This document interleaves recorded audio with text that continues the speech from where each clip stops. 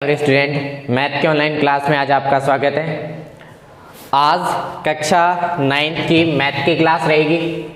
आज का टॉपिक है बहुपद। आज हम बहुपद के बारे में अध्ययन करेंगे और ये चैप्टर नंबर है 2। स्टार्ट करते हैं एक्सरसाइज 2.1। एक्सरसाइज है 2.1।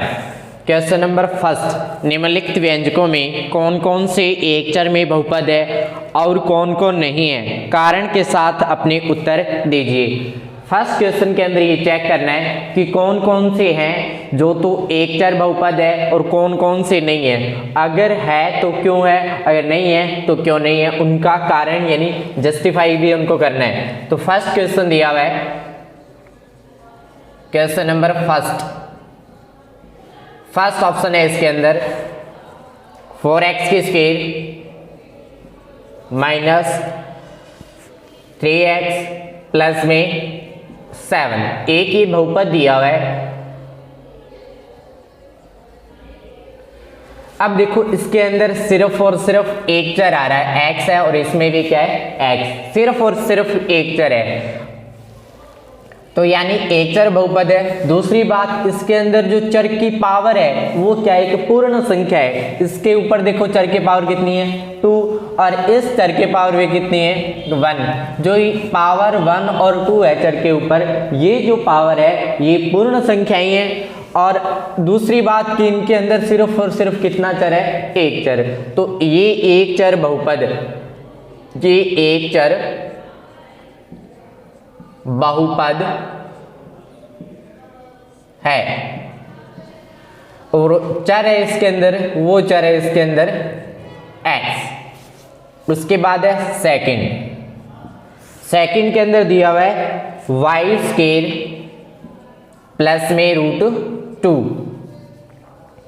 इस बहुपद के अंदर सिर्फ और सिर्फ एक चर है, वो है y, और इस चर की जो पावर है वो है 2। यानी इस जो चर की पावर 2 है, जो 2 है वो एक पूर्ण संख्या है। बहुपद है, उसके अंदर चर की पावर होनी चाहिए पूर्ण संख्या। अगर पावर पूर्ण संख्या है तो वो एक चर बहुपद होता है। तो ये हो जाएगा एक चर बहुपद। और इसके अंदर जो चर है वो है चर हो जाएगा y। उसके बाद है थर्ड के अंदर दिया हुआ है 3 रूट में t फिर प्लस t रूट में 2।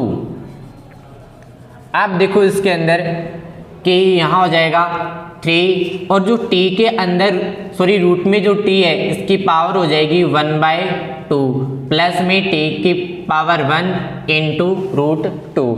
अब देखो ध्यान से, इसके अंदर जो बहुपद दिया हुआ है ये इसके अंदर एक चर है सिर्फ और सिर्फ t, ये एक चर बहुपद है। दूसरी बात देखो, इसके अंदर जो संख्या है या जो t की पावर है वो पूर्ण संख्या नहीं है तो इसके अंदर एक चर, लेकिन जो चर की पावर है वो एक पूर्ण संख्या नहीं है, इसलिए जो ये दिया गया बहुपद है एक बहुपद नहीं है। तो आंसर के अंदर लिखेंगे कि 3t की पावर 1/2 प्लस t रूट में 2 एक बहुपद नहीं है। अब देखो कारण देंगे अपने, क्यों नहीं है। कारण हो जाएगा कि जो चर है, चर t की पावर या t की घात पूर्ण संख्या नहीं है। या अगर इसके अंदर जो टीचर है इसकी घात पूर्ण संख्या होती तो ये एक बहुपद होता, लेकिन यहाँ जो t की पावर वो 1/2 पूर्ण संख्या नहीं है, इसलिए एक बहुपद नहीं है। फिर देखो ऑप्शन नंबर 4 के अंदर दिया हुआ है y प्लस 2 अपॉन में y। तो इसके अंदर हो जाएगा y प्लस में 2 अपॉन में y, और फिर आ जाएगा y प्लस में 2y, ऊपर जाएगा तो पावर हो जाएगी माइनस में 1। अब देखो इसके अंदर यहाँ भी एक चर है सिर्फ और सिर्फ y, इसके अंदर एक ही चर है y, लेकिन जो चर है इसकी पावर तो क्या है +1 और इसकी जो पावर है वो क्या है -1। तो अब देखो ये जो -1 पावर है, क्योंकि चर की पावर होनी चाहिए पूर्ण संख्या, लेकिन यहाँ तो क्या है -1, इसलिए ये बहुपद नहीं है। y प्लस में 2 अपॉन y एक बहुपद नहीं है। क्यों नहीं है? क्योंकि y की पावर या y की घात पूर्ण संख्या नहीं है, यानी y की घात है वो एक पूर्ण संख्या नहीं है।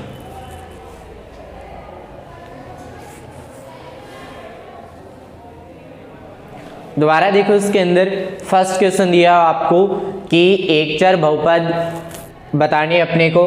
अगर क्वेश्चन के अंदर जो भी इक्वेशन या बहुपद दिया हुआ है, अगर उसकी पावर एक तो पूर्ण संख्या हो जाएगी और सिर्फ उसके अंदर एक चर दिया होगा तो ये हो जाएगा एक चर बहुपद।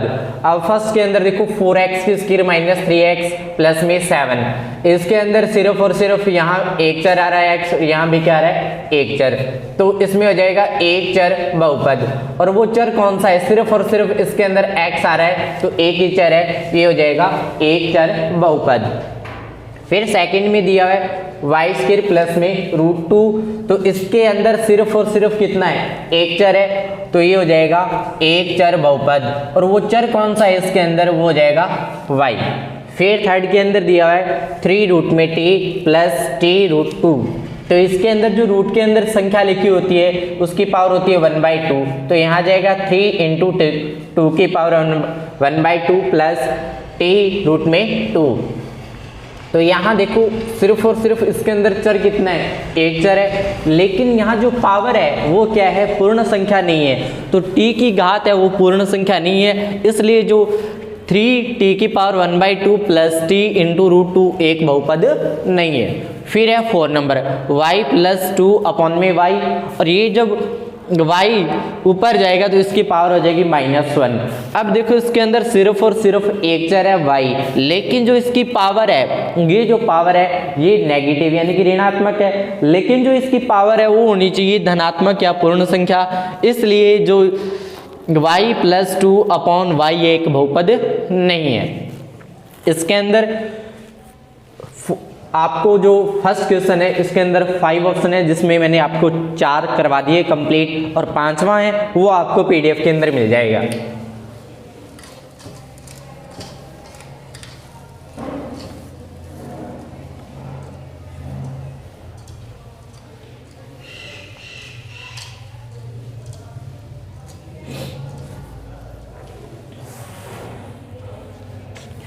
फिर है क्वेश्चन नंबर 2, निम्नलिखित में से प्रत्येक में x का गुणांक लिखिए या x की स्क्वायर का कोएफिशिएंट।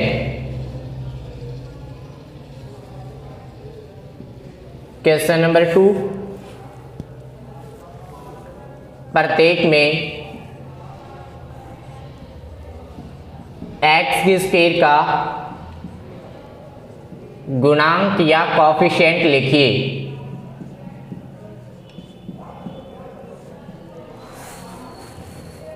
फर्स्ट दिया इसके अंदर ऑप्शन 2 प्लस x की स्क्वायर प्लस में x।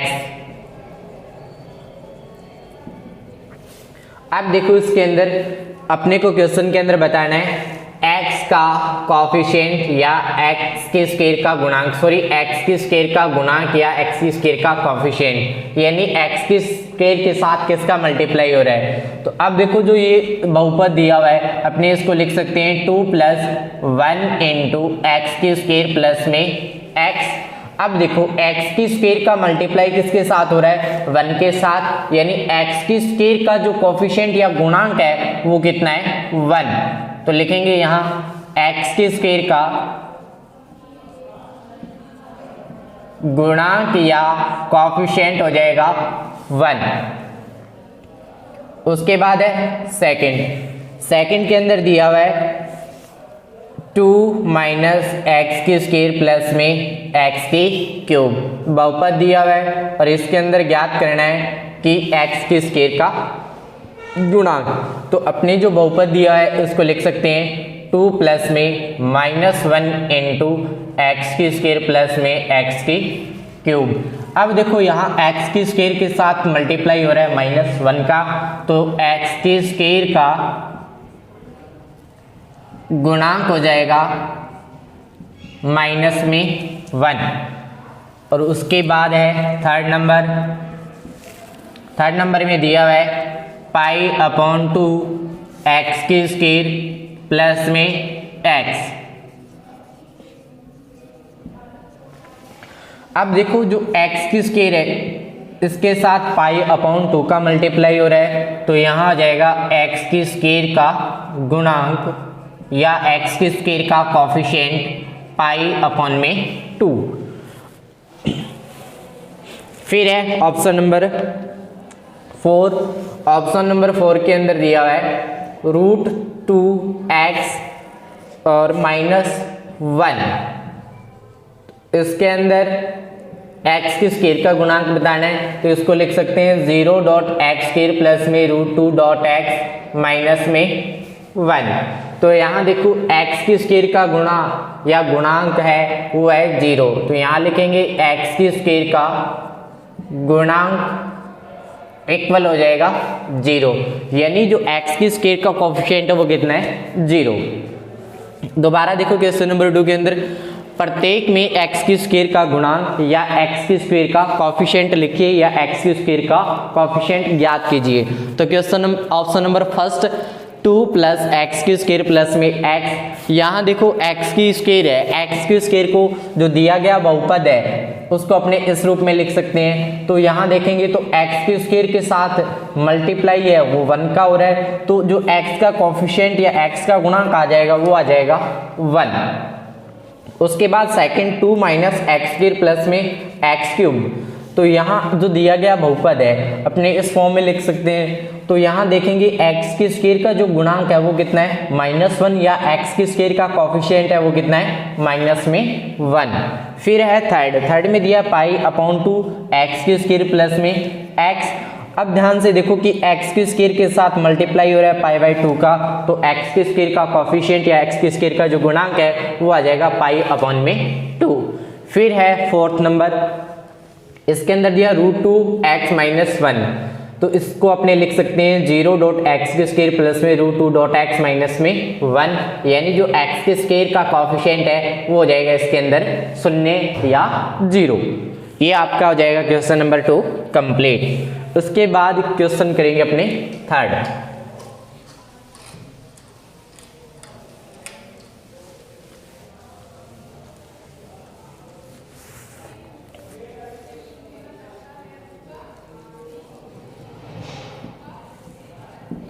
क्वेश्चन नंबर है थर्ड। क्वेश्चन नंबर थर्ड के अंदर दिया है 35 घात के द्विपद का और 100 घात के एक पदे का एक एक उदाहरण दीजिए। 35 घात का या घात के द्विपद बहुपद वो हो जाएगा x की पावर 35 प्लस में 9, और उसके बाद बहुपद को लिखेंगे fx से, और उसके बाद है 100 घात के 100 घात के एक पदी बहुपद। तो ये हो जाएगा fx इक्वल y की पावर 100। यानी कि 30 पावर घात के द्विपद बहुपद लिखना है अपने को, तो वो यानी कि ऐसा बहुपद जिसके अंदर दो पद होने चाहिए और उसकी बहुपद की घात या पावर है वो होनी चाहिए 35। तो यहाँ देखो अपने लिख दिया x की पावर 35 प्लस में 9, इसके अंदर पद देखो कितने हैं 1 और 2, तो ये हो गया द्विपद बहुपद यानी कि जिसके अंदर दो पद है, और इस जो बहुपद है इसकी जो पावर है वो है 35, तो यानी कितने का चाहिए अपने को 35 पावर का, तो ये हो जाएगा 35 पावर और इसके अंदर हो जाएंगे दो पद। फिर देखो नीचे कि 100 घात के एक पदी बहुपद, यानी कि सिर्फ और सिर्फ एक पद होना चाहिए और उसकी जो पावर होनी चाहिए वो होनी चाहिए 100, तो अपने लिखेंगे fx equal y fx equal y की पावर 100। ये हो गया आपका question number 3 complete.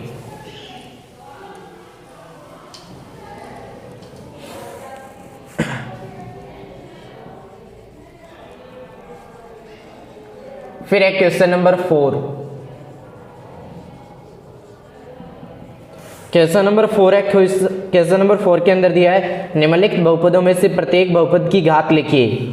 First option है, इसके अंदर दिया हुआ है कि 5x के क्यूब प्लस 4x के प्लस में 7x, तो बहुपद को अपने लिखेंगे fx equal 5x cube plus में 4x के प्लस में 7x।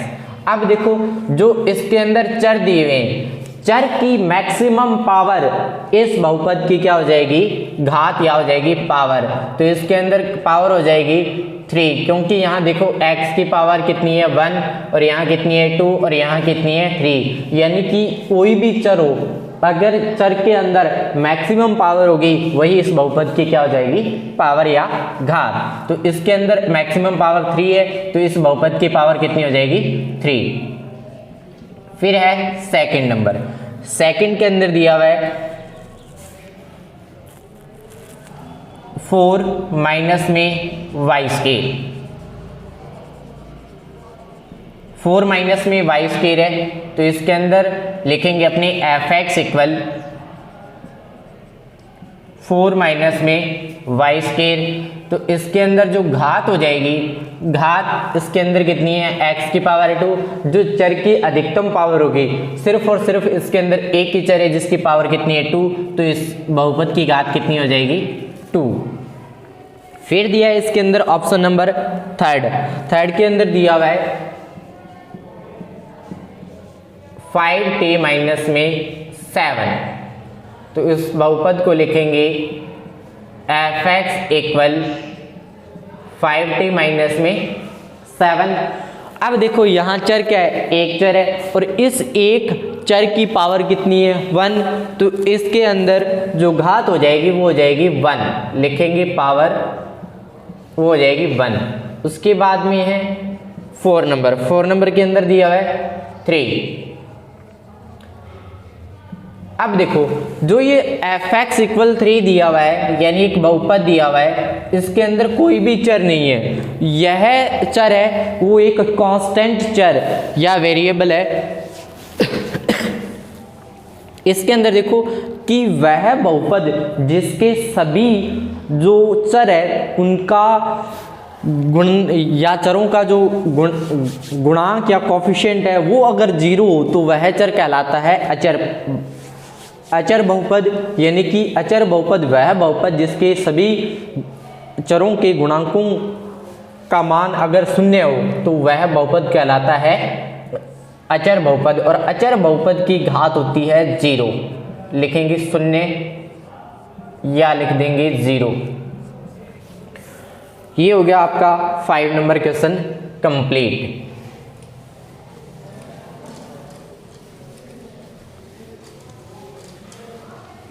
उसके बाद है क्वेश्चन नंबर 4 कंप्लीट हुआ था, क्वेश्चन नंबर है 5।